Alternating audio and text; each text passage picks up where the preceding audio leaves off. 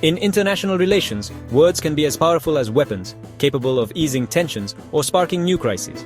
The language of diplomacy is often subtle, layered with meaning, and sometimes it's the tone and timing of a statement that can shift the course of history.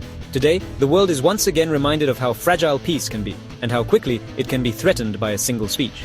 On February 2, 2026, Dmitry Medvedev, Russia's Deputy Security Council chairman, delivered a message that is both contradictory and unsettling. His words, broadcast to millions, have sent ripples through diplomatic circles and newsrooms around the globe. In a carefully orchestrated state media interview, Medvedev claimed that Russia does not seek global conflict. He spoke of peace, of restraint, and of Russia's supposed desire to avoid escalation. For a brief moment, his words offered a glimmer of hope amid the ongoing strife that has gripped Eastern Europe and unsettled the world. Yet this declaration of peace was quickly overshadowed by ominous conditions. Medvedev painted Russia as a nation under siege, cornered by what he described as Western aggression and ready to defend itself at any cost. The message was clear: peace is possible, but only on Russia's terms. He insisted that Russia's main goal is to avoid direct conflict with NATO, emphasizing the catastrophic consequences such a clash would bring. But almost in the same breath, he issued a chilling warning: Russia is fully prepared for war if provoked, and will not hesitate to use all means at its disposal. This duality, an olive branch in one hand, nuclear threats in the other, makes his statements deeply alarming. It's a balancing act between reassurance and intimidation, leaving the world to wonder which side will prevail if tensions continue to rise. The war in Ukraine remains a bleeding wound, drawing in global powers and deepening divisions. The devastation on the ground is matched only by the diplomatic fallout, as alliances harden and the risk of wider conflict grows with each passing day. Medvedev's words are a direct signal to the West, especially the US and its allies, that Russia's patience is running thin. His message is not just for politicians, but for entire populations, an attempt to sway public opinion and sow uncertainty among adversaries. His message is designed to force hesitation and recalculation among Western leaders. Every phrase is calculated to test resolve, to probe for weakness, and to remind the world that the stakes are nothing less than global security. For ordinary people, these pronouncements may seem distant, unfolding in faraway capitals and behind closed doors. Yet, they shape the world's stability and our collective future, influencing everything from energy prices to the safety of our communities. Decoding Medvedev's language is crucial to understanding the real risks we face. Analysts and policymakers pore over every word, searching for clues about Russia's intentions and the likelihood of escalation. His words remind us that decisions made in Moscow and Washington ripple across the globe, defining the fragile state of global security. The fate of millions can hinge on a single phrase, a single miscalculation, or a single act of defiance. The stakes have never felt higher. As the world watches and waits, the question remains: will diplomacy prevail, or are we standing on the edge of something far more dangerous? At the heart of Medvedev's message is a stark warning to NATO, a warning that echoes through the corridors of power in both East and West. His words are not just rhetoric, but a calculated signal to the alliance, urging them to reconsider their actions and the path they are treading. Russia, he insists, is making every effort to avoid a direct military confrontation. Diplomatic channels remain open, and official statements repeatedly stress the desire for peace. Yet, beneath this diplomatic surface, there is a clear message: Russia will not back down if pushed too far. The Russian military stands ready, fully prepared for escalation if circumstances demand it. This readiness is not just for show, it is a demonstration of resolve, meant to remind the world of Russia's capabilities and willingness to act. Medvedev draws a clear line in the sand, calling NATO's ongoing support for Ukraine a red line. He warns that crossing this threshold could unleash consequences on a scale not seen in generations, consequences that would reverberate far beyond the region. He does not mince words, labeling the prospect of such a war a catastrophe for everyone.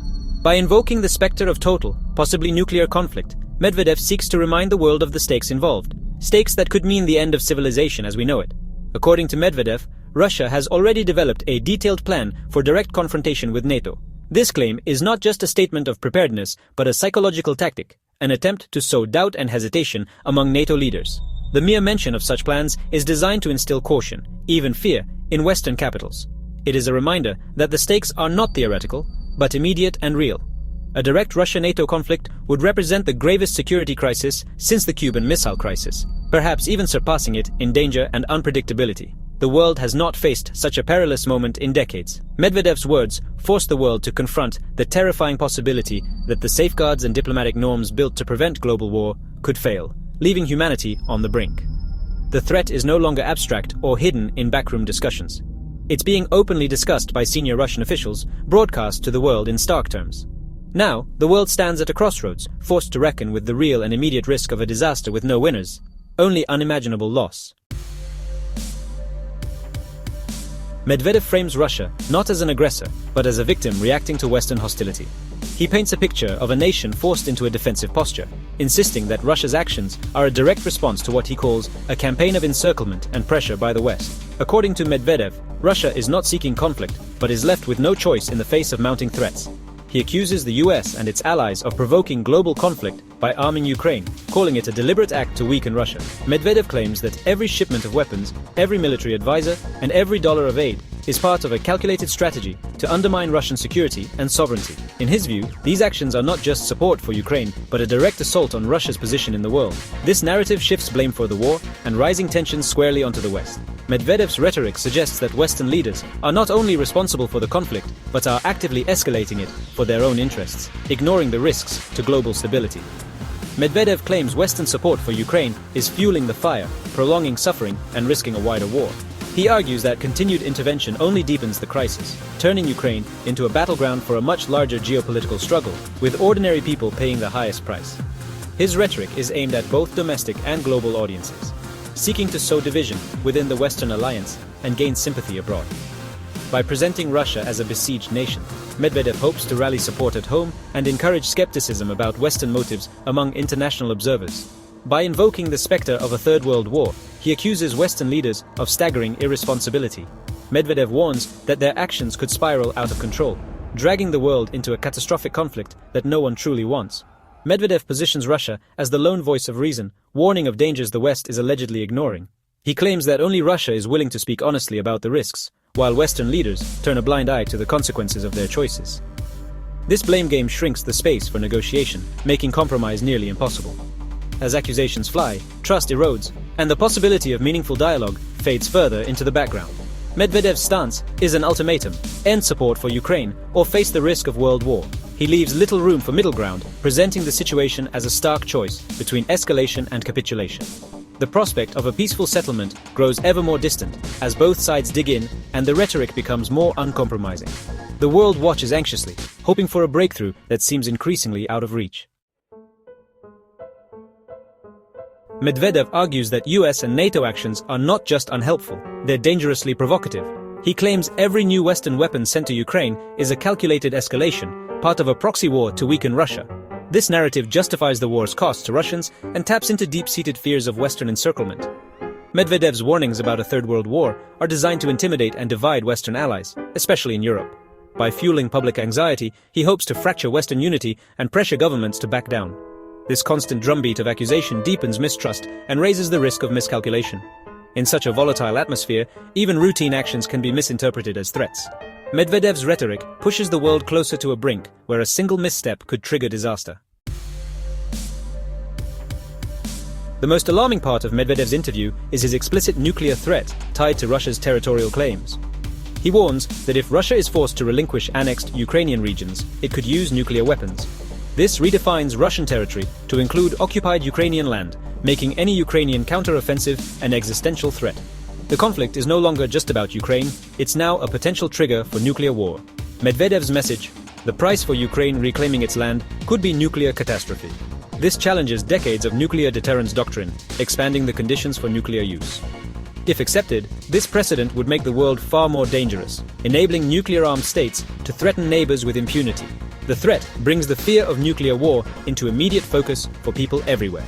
Medvedev's words highlight the fragility of global security and the terrifying power held by a few leaders. The world is left to wonder, is this a bluff or a real threat? Medvedev made clear that Russia's response to Western pressure won't be limited to conventional or even nuclear warfare. He introduced the idea of asymmetrical response, using advanced, unexpected methods to strike at Western vulnerabilities. Medvedev highlighted hypersonic missiles, which can evade current defenses and strike high-value NATO targets with little warning. He suggested these weapons could be deployed near enemy shores, increasing psychological pressure on the West. The threat is not just about capability, but about creating a sense of vulnerability reminiscent of the Cold War. Russia's investment in breakthrough technologies is meant to offset NATO's conventional advantages. These weapons are tools of strategic coercion, not just battlefield use. Medvedev's public discussion is deliberate saber-rattling, meant to deter further Western involvement in Ukraine. He signals that Russia has more ways to inflict pain than direct military assault.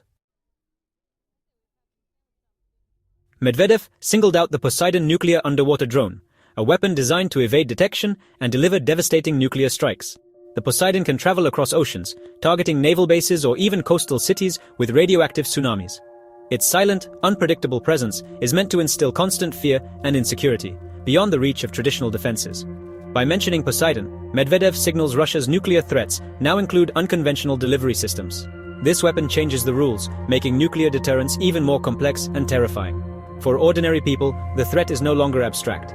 It's a silent menace lurking offshore. Medvedev's words make Poseidon a public symbol of the unpredictable future of global conflict.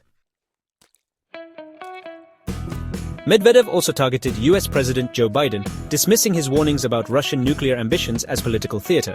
He accused Biden of using the fear of Russian aggression to justify massive aid to Ukraine and rally domestic support. Medvedev claims these warnings are scare tactics aimed at persuading a skeptical US public and Congress. This criticism is part of Russia's broader strategy to undermine Western leaders' credibility and sow doubt. By reframing the debate, Medvedev tries to shift focus from Russia's actions to alleged US motivations. This war of words is a battle for public opinion, with both sides fighting to control the narrative. Medvedev's dismissal of Biden's warnings is meant to erode trust and weaken Western resolve. The result? A confusing landscape where genuine threats and political rhetoric blur, making clarity elusive. Medvedev's statements are more than propaganda. They mark a dangerous new reality for global security. His blend of professed reluctance for war and explicit threats leaves the world in a state of anxiety. The peace we know is fragile, with nuclear threats and advanced weapons now central to global politics. The war of words between Moscow and Washington deepens mistrust and makes diplomacy harder.